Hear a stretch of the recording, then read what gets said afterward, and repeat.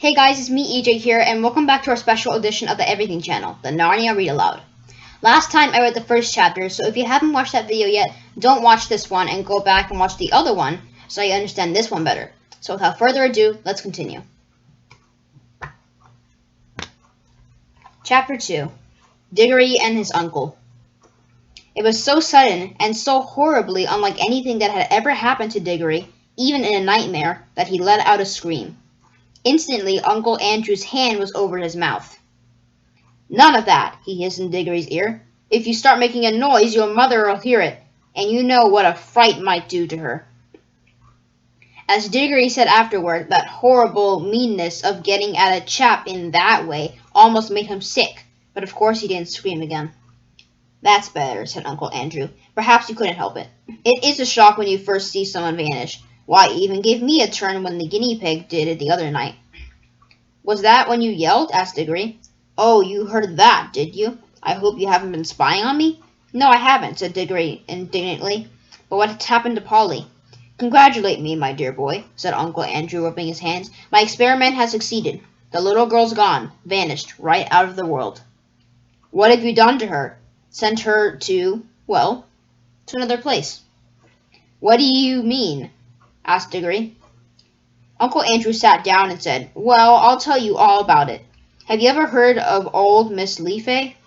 "Wasn't she a great aunt or something?" said Diggory. "Not exactly," said Uncle Andrew. "She was my godmother. That's her there on the wall." Diggory looked and saw a faded photograph. It showed the face of an old woman in a bonnet, and he could now remember that he had once seen a photo of the same face in an old drawer at home in the country. He had asked his mother who it was, and Mother had not seemed to want to talk about the subject much. It was not at all a nice face, Diggory thought, though of course with those early photographs one could never really tell. Wasn't there something wrong about her, Uncle Andrew?" he said. "Well," said Uncle Andrew with a chuckle, "it depends what you call wrong. People are so narrow-minded. She certainly got very queer in her later life. Did very unwise things. That was why they shut her up." "In an asylum, do you mean?" "Oh, no, no, no," said Uncle Andrew in a shocked voice. "Nothing of that sort. Only in prison." "I say," said Diggory, "what had she done?" "Ah, poor woman," said Uncle Andrew. "She had been very unwise. There were a good many different things. We needn't go into all that. She was always very kind to me. But look here. What has all this got to do with Polly?" "I do wish you'd—" "All in good time, my boy," said Uncle Andrew. "They let old Miss Leafay out before she died, and I was one of the very few people whom she would allow to see her in her last illness. She had got to dislike ordinary, ignorant people, you understand. I do myself, but she and I were interested in the same sort of things. It was only a few days before her death that she told me to go to an old bureau in her house and open a secret drawer and bring her a little box that I would find there. The moment I picked up that box, I could tell you by the pricking in my fingers that I held some great secret in my hands. She gave it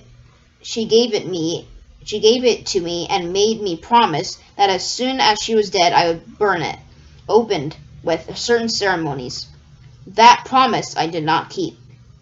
"Well, then, it was jolly rotten of you," said Diggory. "Rotten?" said Uncle Andrew with a puzzled look.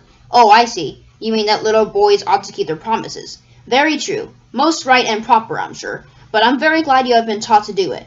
But of course you must understand that rules of that sort, however excellent they may be for little boys and servants and women and even people in general, can't possibly be expected to apply to profound students and great thinkers and sages. No, Diggory. Men like me, who possess hidden wisdom, are freed from common rules just as we are cut off from common pleasures. Ours, my boy, is a high and lonely destiny."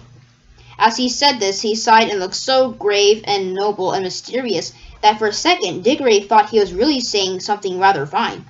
But then he remembered the ugly look that he had seen on his uncle's face the moment before Polly had vanished, and all at once he saw through Uncle Andrew's grand words. "All it means," he said to himself, "is that he thinks he can do anything he likes to get anything he wants." "Of course," said Uncle Andrew, "I didn't dare to open the box for a long time, for I knew it might contain something highly dangerous. for my godmother was a very remarkable woman. The truth is, she was one of the last mortals in this country who had fairy blood in her. She said there had been two others in her time. One was a duchess and the other was a chairwoman. In fact, Diggory, you are now talking to the last man, possibly, who really had a fairy godmother. There! That'll be something for you to remember when you are an old man yourself. I bet she was a bad fairy, thought Diggory, and added out loud, but what about Polly? How you do harp on that, said Uncle Andrew, as if that was what mattered. My first task was, of course, to study the box itself. It was very ancient, and I knew enough, even then, to know that it wasn't Greek, or Old Egyptian, or Babylonian, or Hittite, or Chinese. It was older than any of those nations. Ah, that was a great day when I at last found out the truth. The box was Atlantean. It came from the lost islands of Atlantis. That meant it was centuries older than any of the Stone Age things they dig up in Europe. And it wasn't a rough, crude thing like them either. For in the very dawn of time, Atlantis was already a great city with palaces and temples and learned men. He paused for a moment as if he expected Diggory to say something, but Diggory was just liking his uncle every minute, so he said nothing. Meanwhile, continued Uncle Andrew, I was learning a good deal in other ways. It wouldn't be proper to explain them to a child. About magic in general. That meant that I came to have a fair idea what sort of things might be in the box. By various tests, I narrowed down the possibilities. I had to get to know some devilish queer people, and go through some very disagreeable experiences. That was what turned my head gray. One doesn't become a magician for nothing. My health broke down in the end, but I got better, and at last I actually knew. Although there was not really the least chance of anyone overhearing them, he leaned forward and almost whispered as he said, "The Atlantean box contained something that had been brought from another world when our world was only just beginning." "What?" asked Diggory, who was now interested in spite of himself. "Only dust," said Uncle Andrew. "Fine, dry dust. Nothing much to look at. Not much to show for a lifetime of toil, you might say. Ah, but when I looked at that dust, I took jolly good care not to touch it, and thought that every grain had once been in another world. And I don't mean another planet, you know. They're part of our world, and you could get to them if you went far enough. But a really other world, another nature, another universe. Somewhere you would never reach, even if you traveled through the space of this universe forever and ever. A world that could be reached only by magic. Well," here Uncle Andrew rubbed his hands till his knuckles cracked like fireworks.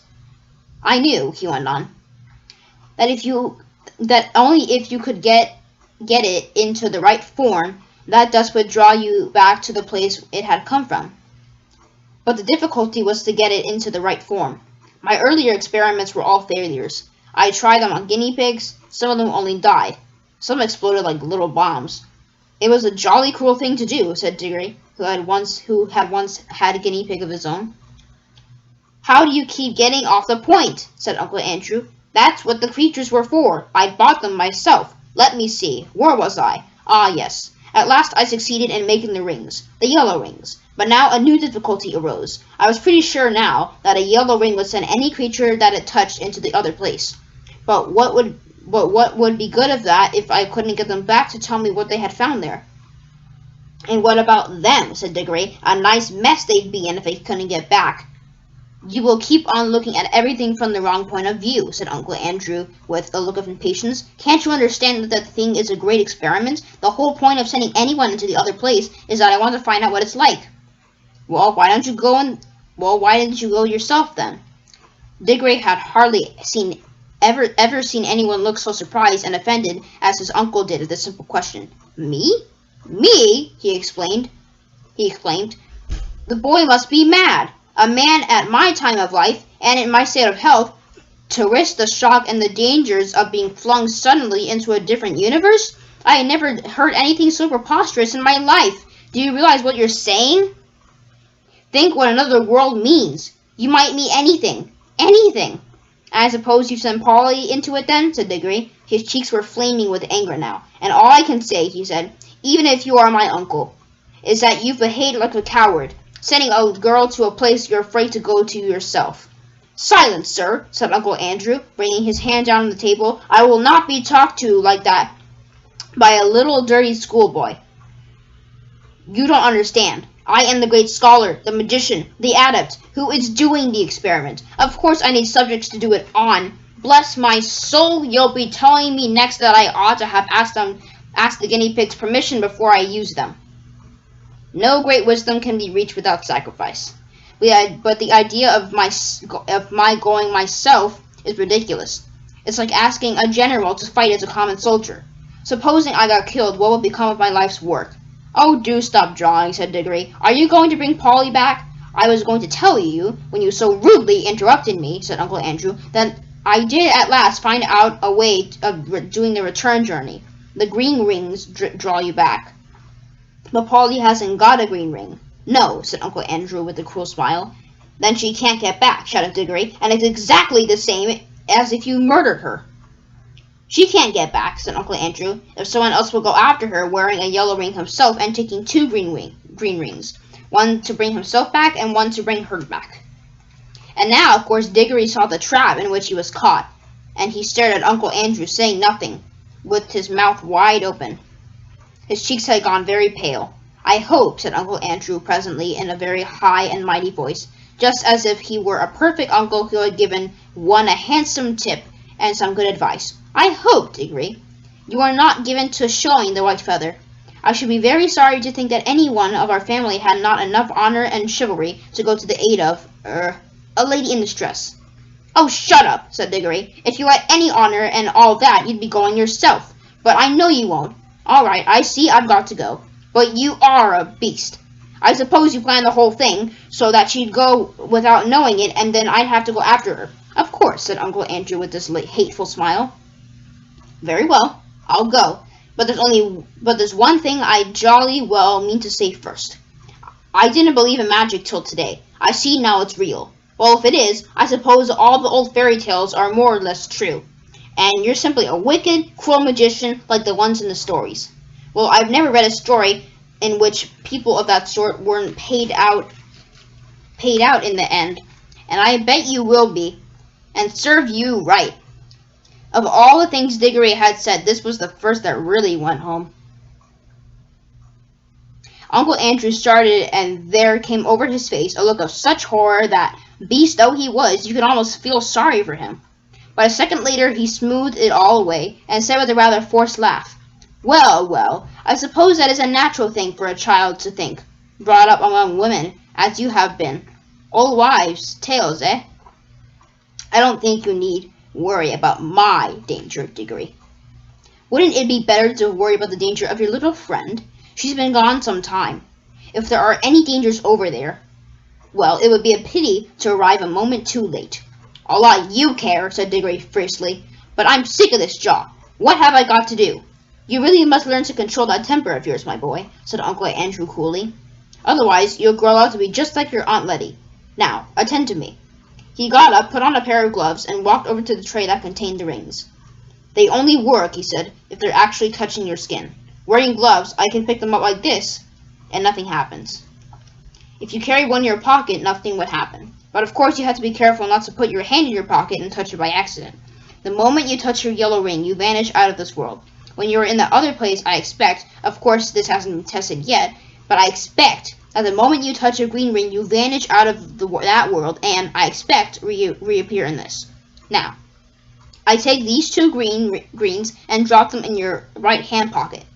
Remember very carefully which pocket the greens are in. G for green and R for right. GR, you see, which are the first two letters of green. One for you and one for the little girl. And now you pick up a yellow one for yourself. I should put it on your finger, if I were you. There will be less chance of dropping it. Diggory had almost picked up the yellow ring when he suddenly checked himself. Look here, he said, what about Mother? Supposing she asks where I am? The sooner you go, the sooner you'll be back, said Uncle Andrew cheerfully. But you don't really know whether I can get back. Uncle Andrew shrugged his shoulders, walked across to the door, unlocked it, threw it open, and said, Oh, very well then, just as you please. Go down and have your dinner. Leave the little girl to be eaten by wild animals, or drowned or starved in the other world, or lost there for good, if that's what you prefer. It's all one to me. Perhaps before tea time you'd better drop in on Miss Plummer and explain that she'll never see her daughter again because you're afraid to just put on a ring. By gum, said Diggory. Don't I just wish I was big enough to punch your head. Then he buttoned up his coat, took a deep breath, and picked up the ring. And he thought then, as he always thought afterward too, that he could not decently have done anything else. Well, that's the end of the chapter, and this video is going on for about 15 minutes now. I'm going to actually call it quits here because it's going to get hard to upload. Well, that's the end of the chapter, and I'll see you guys next time on a special edition of the Everything channel with more chapters of Narnia. See you next time.